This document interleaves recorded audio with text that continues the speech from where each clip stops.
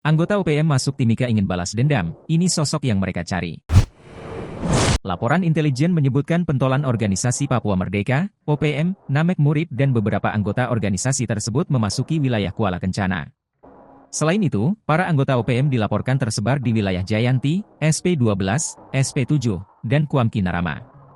Kapolres Mimika, AKBP IGD Putra dikonfirmasi terkait laporan intelijen keberadaan OPM di Timika menyatakan informasi tersebut bukan dari pihaknya. Informasi itu bukan dari kami, ujar Kapolres Gede dikonfirmasi via WhatsApp, Sabtu 20 April.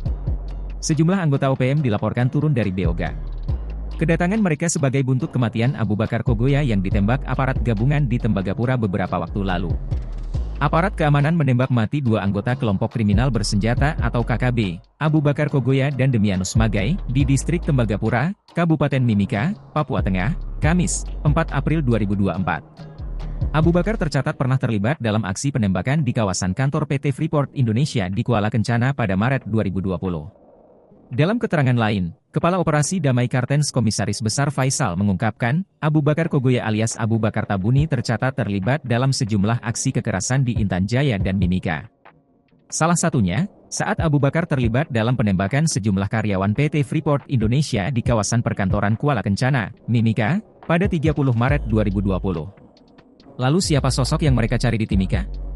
Masih menurut laporan tersebut, disebutkan mereka mencari aparat berpangkat setingkat dan ramil sebagai balasan atas kematian Abu Bakar Kogoya.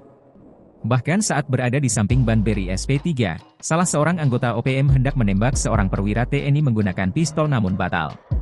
Anggota OPM tersebut saat ini berusaha mencari amunisi guna melancarkan aksinya yang akan dilakukan di sekitar area Mile 69 ataupun wilayah Tembagapura dan Timika, tulis laporan tersebut.